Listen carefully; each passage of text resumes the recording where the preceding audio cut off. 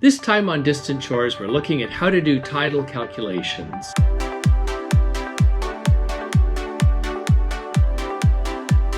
I'm Paul Shard, and my wife Cheryl and I have been sailing and filming for 30 years now. We've been hearing from a lot of you that you'd like more information on passage planning and techniques.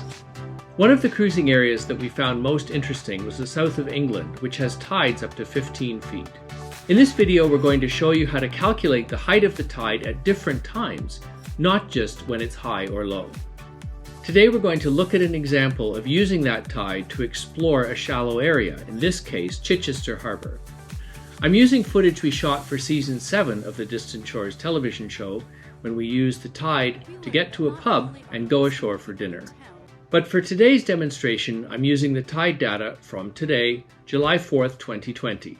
Happy July 4th, everybody.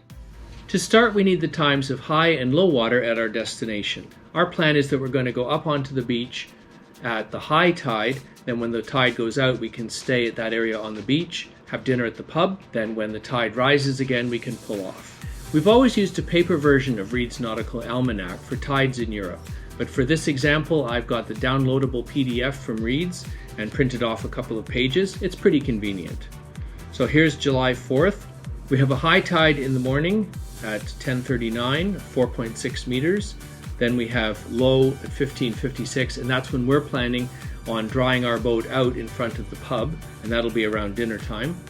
Now this is because our boat can lift the keel and dry out. I always note down the tide times whenever I'm planning a passage in a tidal area.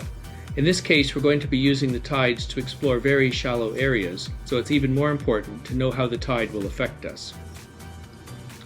Our plan involves using the high tide to get right up to the pub, then drying the boat out on the beach while we visit the pub, then float off at the next high tide, which is at 22:48.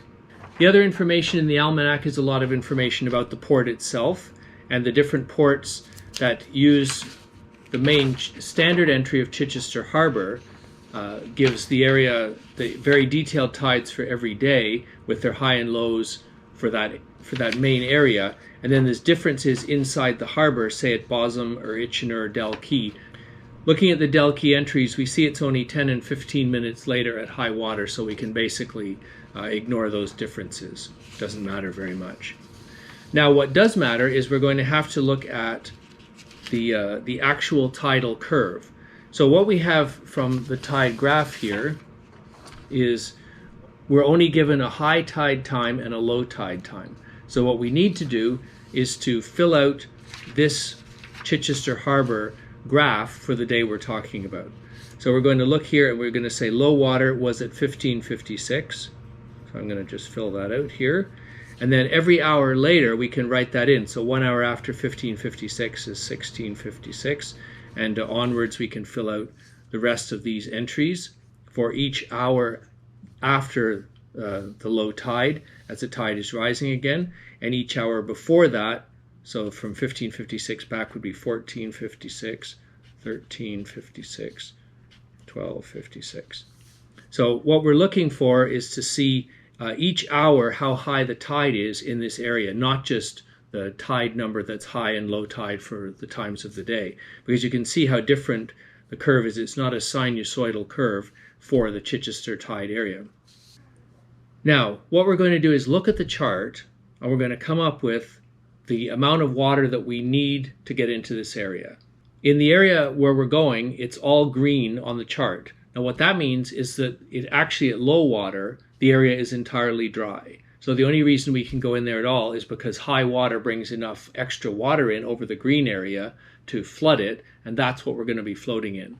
So when you read normal depths on the chart, you see a depth would say 1.8 meters. That means it's 1.8 meters deep. If you see it says 1.9 meters with a little line underneath, that means you need 1.9 meters of water above the bottom to flood the area, and then any water above that will be water that you can float in. Looking at the tide for the Quay area, we're seeing that it says 1.9 meters of water above low water is when there's actually water in that area. We need 1.9 meters then, plus another 1 meter to float the boat. So we're looking for 2.9 meters. To use this tide table, you have to enter the data off of this table to show that we have 1.1 meters at 1556. We enter today's high water height of 4.6 meters and low water 1.1 meters on the graph and connect them.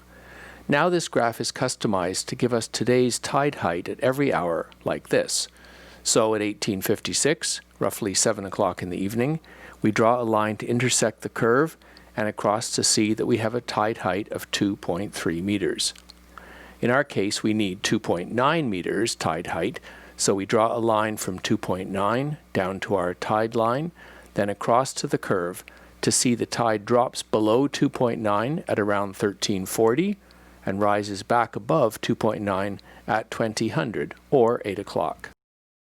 So that means that basically we can show up, we have got to get ourselves into position before about 1330, and then we'll be floating off again around 2015 in the evening after dinner at the pub. This is the traditional method of doing tide calculations using the Almanac. As you can see, this is something that you can calculate at home before you get onto the boat and head out for the day.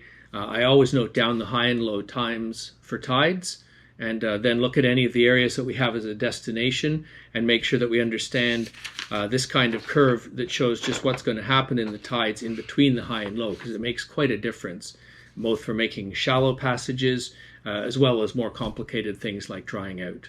If you'd like to check your work, you can use an electronic method such as Navionics Boating app, which has also corrected for UK summertime and confirms our result of the tide rising back to 2.9 meters around 8 UTC, 9 o'clock summertime.